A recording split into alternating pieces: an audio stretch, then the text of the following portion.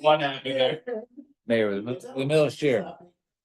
Ask me to move. Why are you so cranky this morning? Good morning. Today is Daf. Guys, we're going vote voting now. Zion. Don't to be cranky. All right, today is Kuf Kaf Ches. Probably the most difficult number to say in Hebrew. Kuf Kaf Ches. I'm trying. Kuf Kaf Ches. There you go. But we left off at Kuf Kaf Zion. I'm at base. The bottom now.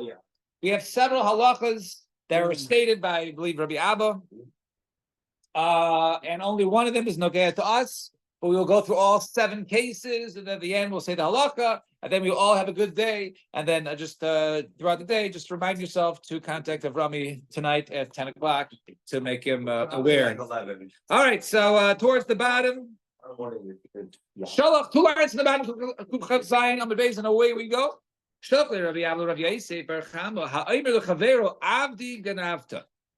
So I go to Eddie and I say, "You stole my you stole my evet. Why may looking after you?" And Eddie says, "I didn't steal it. I didn't steal him. Excuse me." So I said, "Ma tivu etzacha," right? So I say to him, "Why is he? But he's at your house, right? My evet's at your house." So Eddie turns to me and says, "Ata machartuli, ata nasatuli matana. You sold him to me. You gave him to me." So Eddie says, "I don't know you anything." Basically, Eddie didn't deny that he has the evet, right? He basically says that you sold it or give me the evet. So that's why he's buying me. So then I say to him, right? So then he says, so he says, so then he says to him, right? And then I says, if you want, right, go ahead. And Eddie says, if you want, go ahead and swear to me, right? And then take him. V'nishba. And then I swear, right? And then I take him. Now, even though in this case, Eddie had the right, the guy was in his possession, I had no proof that that the evidence was mine, right, or that it was stolen from me, and therefore it was just a claim. And Eddie, silly enough, offered for no reason. So, if you swear, then take him. So I said, okay, I'll take you up on it. All right, I swore it, then so I'm allowed to take him. Eddie cannot go ahead and retract. That was Rabbi Abba's halacha. Once you offer something, even though it's beyond really what's halacha, you can't retract. That's it. Like you agreed to it, even though you didn't have to agree to it. You agree. So Gemara says, my kamash malon. What's the chiddush over here? Tanina, we already know this. Amar loy neman alai abba neman alai avicha neman alai shlei shirei bakar. Let's say 2 guys are going to court, right? 2 guys, Randy and Alan, are going to court, and so he says, okay, we need another judge. So Alan says, okay, you can use my dad or your dad, or you can even, I don't even care if there's the judges are just commoners, they're shepherds. Alan can be chayzer from that. However, he cannot go ahead and retract it once he offered something, even though, and then it turned out once he offered something, so then he can be chayzer. So we already learned he can't be chayzer. That's a common shita. The answer is no. Kamash malon. That even in the case of Aten Lecha, it was over here when Eddie offered something, he was actually at a loss. In the cases over there, when the guy says you can use someone else as judge, he over there was the plaintiff, right? He was the plaintiff, and he was only making claims. So therefore, if he loses, he just doesn't gain. But over here, in this case, Eddie's actually at a loss, right? He's losing his eved. And therefore, you might think that maybe he can't go back. Kamash malon, fine. 2 dots. That was case number 1. Halacha is you can go ahead and seize from the assignment from the estate. Right, normally it's karka. We can also do avodim. We've learned in many places that avodim is just like karka. Right, we're learning it from the Gzer Shava. No, you can't go ahead, and people don't really necessarily depend upon for loans. Right, they don't secure loans with avodim. They secure with land, and therefore this is different than collecting for a previous debt. Ain't going. We're having this common place talking about avodim with bechor with all these cases. Yeah. So one of these cases are going to be Rabbi Abba's that case. That's what he's right. That's what I said in the beginning. And if you're here, right, there's gonna be 7 questions in the halachas like this, and it's all brought in from Rabbi Abba's halachas that he sent just for the one case. And when I get the case, I'm not gonna tell you which one it is, but we'll see if you guys can identify it. Yeah, you could raise your hand. Yeah, you get a star, or maybe I'll give a cookie. Maybe we'll bring some treats. That's taken. So, Shalach Rabbi Abba, Rabbi Yosef, next halacha shlishi b'sheni kasher. All right, now 3rd generation. Fathers, brothers. All right, that's generation number 1. Generation number 2 are their kids. Their kids are cousins. Okay. Generation number 3 are the grandsons. They are second cousins to one another. Now, halacha shlishi b'sheni. The 3rd generation, one of the grandsons, can go ahead and testify about his father's cousin, his first cousin once removed. Right. So shlishi b'sheni kasha, that's not considered to be a karov. And Rava adds in, he's meisif. You'll see why I said he's meisif at the end. Rava adds in, Aparishon, he could even go ahead and testify about, right, the 3rd generation, his great uncle. Excuse me, his great uncle, his grandfather's brother, right? His great uncle. And therefore, so Rava says he can even testify about that. And my Ravashi, Aksher, Abba, right? And Mamar Bavashi, he says even right a grandson can testify his grandfather. However, let's look at Ravashi. But the halacha is not like Mabar Ravashi. A person knew testimony about land. And so he knew he knew the land very good. He was like a measurer, a surveyor, right? He knew that. It's not the same thing. And it's kind of God in his stomach, but then he became blind. So he was a surveyor for years, then he became blind. All right. So actually in his stomach, then he became blind. Also, he's not allowed to go ahead and testify regarding the land. You can't see it to identify it, and therefore, even though he could feel around, nevertheless, he's puzzled. However, Shmuel Amar no kasha filu the chavein b'mitzarana.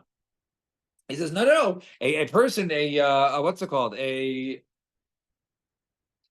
surveyor, right? Thank you. Right, a surveyor. You think about an appraiser, right? So a surveyor is able to identify. He goes, no. From that stake, you go, 20 yards down, north at 28 degrees. So he knows his stuff. So therefore, he could testify even if he was blind. However, but he can't. If he can see a garment and then all of a sudden he becomes blind, he can't go ahead and testify about it because he can't see it. No.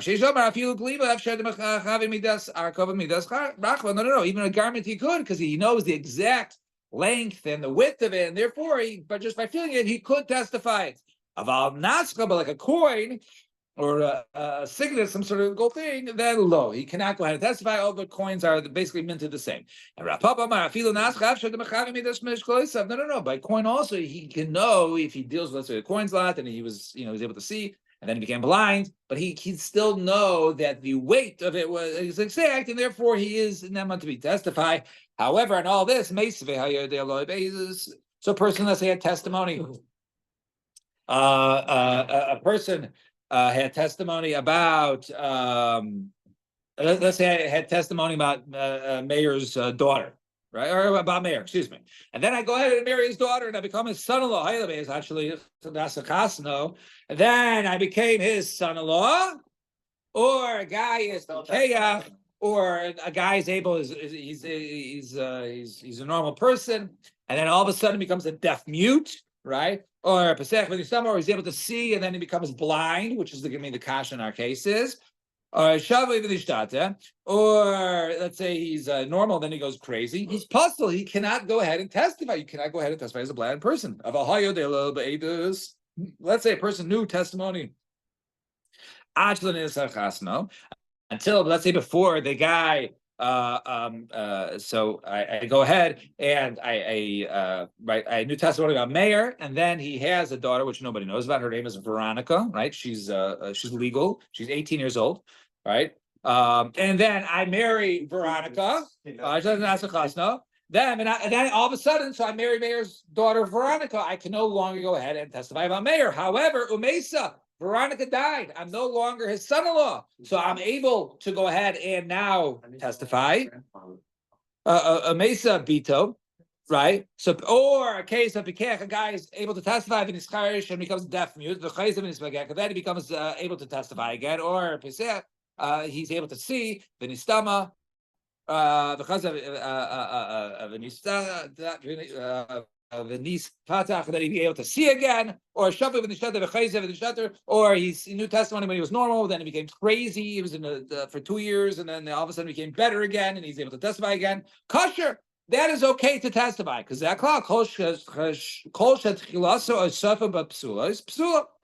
there's a psula in the beginning, let's say you're blind when the testimony occurred, so then you can't, even if you're not blind later on, you can't testify. Or if you could see in the beginning, but then became blind, you cannot go ahead and testify, which is a kasha and what we brought here, right? All those cases are puzzle, whether in the puzzle in the beginning or end. However, but let's say he's able to go ahead and see in the beginning, right, when the case occurred, and he's also able to go ahead and by the time he gets to court, he's able to see, but in between, he was blind for 6 months. Then he's kosher, then he's overhead and kosher. So we see clearly over here that a blind person, if he's blind, even if he's able to see, then he becomes blind, he cannot testify about something, even if he knows the land very well. He's a surveyor, he knows the garment very well. So tiyufta, the kulu tiyufta. So it's a kasha on all those earlier who said that you could testify either against land, or because he knows it well, or a garment, or a coin because he knows the weight. Fine. Next halacha. Top of the page on Kuf Kafchas Amen Beis. Amen. Beautiful house. All right, halfway done. Shalach Rabbi Abba Rabbi Yisrael Bar Chama. Ha'aymer al Tinok. Here's the. Oh, I didn't want to say anything, but Ha'aymer al Tinok Ben Abanim Neman. One who goes then and testifies about a child amongst children. Neman is believed. Rabbi Yechanan Amar Eina Neman. Rabbi Yechanan says he is not believed. Now, my comment. What is this halacha talking about? Amar Rabbi Yechanan means to say Ha'aymer al Tinok Ben Abanim Yaresh Kol Nixai. Neman. If he says, this child of mine will inherit my entire inheritance as opposed to splitting with his brothers. And so Gemara says, he's never. Gemara says, he's just like Rabbi Yechon Broika. Rabbi Yechon Amar, he's not believed. Why? Karabanan, he holds like Rabbanan. So, in other words, that a person, the Torah says, each one you have to divide it. You can't just give to one, not all of them. So, Maskav Rabbi Rava, Hai Neman, Veina Neman. Why does it say the word, if he's saying about his kids, this one, right, should inherit everything? He's Neman, he's believed. You shouldn't use the words believed or not believed that was the case. It should be Yaresh v'lo Yiresh, right? He's inherits, right? Or he doesn't inherit. In other words, if your halacha is that you can choose a child to inherit everything, so say he inherits everything, or he doesn't inherit everything. Why are you saying he's believed or not believed? Rather, the case is talking about this. One person who says about a child amongst his other children, Bechorhu, he is my Bechor, even though you guys thought A was my Bechor, really the other one's my Bechorhu. Neman, he's Neman Rabbi Yehuda. He is Neman like Rabbi Yehuda. Rabbi Yechanan Amar Eino Neman Rabbanan. Rabbi Yechanan says he's not Neman like Rabban. So this is why we brought the case in. Alan, you asked earlier, and this is the case. Fine. Oh, yes. Yes. I did. That's what I said. I makes it. All right. 2 dots. No, the page. Even though, despite the fact, right, that Midoraisa, that the children yarish the father, but not the mother does not. Tell us kachamid says he's able to go ahead and give, since he's saying this while he's alive, he's able to go ahead and basically give a gift. If he wants, he can give his wife everything, right? You're allowed to give gifts, whatever you want. It's only after you die does the Torah come in play. So he says, okay, right now, since I can give her a gift, basically he's giving her in the same equal portion with each of my sons. So no talas kachamid abanim. She takes a portion like that. And Amar Rava says, unechasim shel achshav.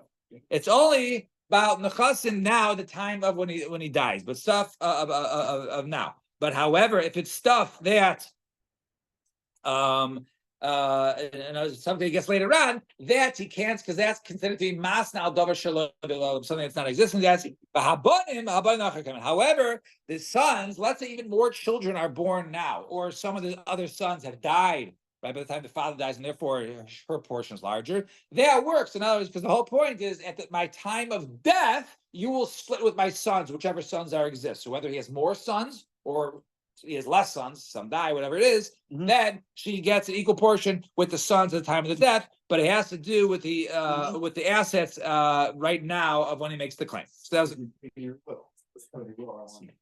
right. Saying it.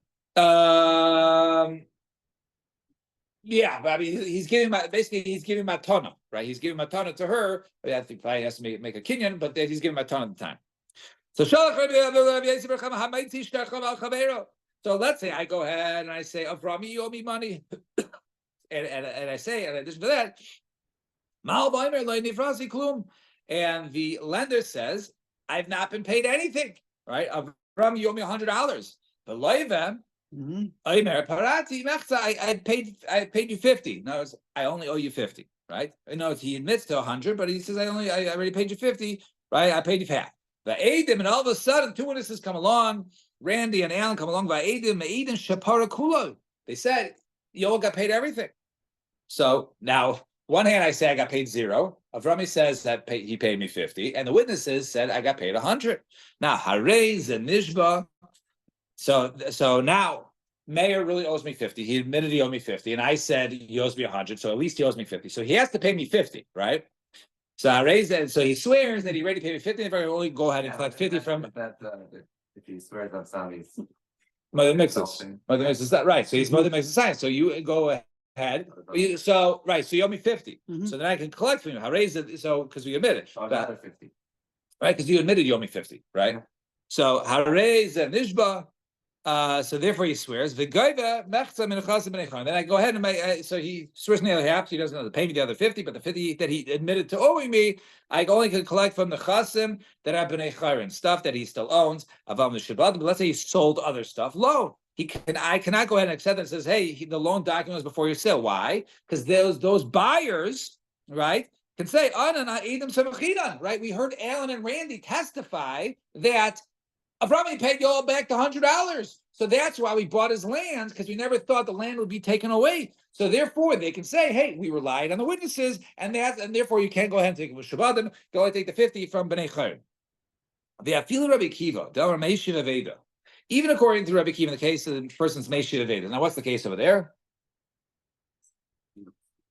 The case is like this. When, let's say, I produce a loan document that says Mayor owes me coins, right? You took coins, Saloim, or whatever it's coins. Mayor says, and I claim, okay, so here's the loan document, you owe me coins. And I say it was 5 coins. Mayor says it was only 3. Okay, now the loan document says 2, it says coins, plural. That's 2. There's an extra one that Mayor admitted to. He didn't really necessarily. He could have said it was just 2. Yeah, I borrowed 2 coins, right? 2 bills from you. the loan document not specified? Because it was written up very silly, or maybe it was cut off that part, whatever it was. But it said coins. So Mayor could have only just said 2, but he said 3. So that third amount. What's it called? What's the line?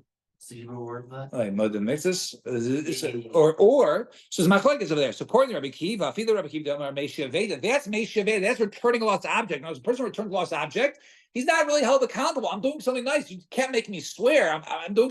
I could have been quiet. So Mayor could have been quiet, but he said instead of saying 2, he said 3. Right. So according to Rabbi Kiva, those hold Meishiv Aveda. Now back in the loan case with Avrami. Right? There's only times there's no things, but there's no witnesses in that case. With Mayor, but there's no witnesses, right? Right? But let's say in this case of witnesses, Avrami heard that Alan and Randy were ready to testify. So he was concerned that maybe they're going to say I paid nothing. So therefore, I'm going to admit the half. And it turns out the testimony actually backed in full. He should have just said, "Oh, I paid everything," and all of a sudden the witnesses say I paid it, but he didn't know what the witnesses were going to say. So since he heard witnesses knew about the case, so therefore he admitted to half. So he's not Meishin Aveda. He didn't just come because he's a nice guy from his own volition, right? So he says he would have been scared to go ahead and testify. So Maska Rav Ashi has a kasha. So Adrabah, Peter Rabbi Shimon ben Elazar, according to Rabbi Shimon ben Elazar, in that case there, in that case with the Mayor, when I said you owe me coins, and he said 3. The Omar Maidim mixes tiny. That's the case of Maidim and Mitzvahs, right? You're making a claim of that. Hani Mili That's only when there's no witnesses is my to come a silent. That's over there. There's no witnesses to help him. Aval Adam to come a silent. But in Avrami's case, where the witnesses to support him, they basically said, "Hey, you paid everything," and he basically said, "Oh no, I only paid half." To come a silent. He certainly would be a case of Meshaveda.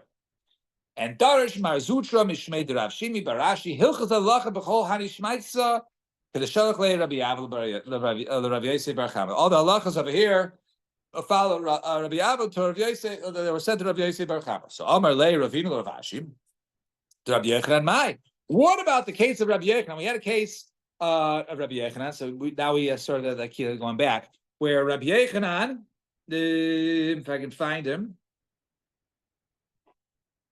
I think it was out of order. 1 second. So Rabbi Yochanan said, "Where's Rabbi Yochanan? See Rabbi Yochanan? Most cases, Rabbi Yochanan. Is that the first case? I see Rabbi Nachman. Let's say. The top. Okay, over here. So right at the top of the page over here. Right. So, Rabbi Yochanan says, "Eino neman." Right, regarding our case, right, regarding the case of the kids. Rashi. So Rabbi Yochanan. What Rabbi Yochanan? Because Rabbi Yochanan says, right, you don't believe the father about the who's the bechor. So Amalei ain't goyven.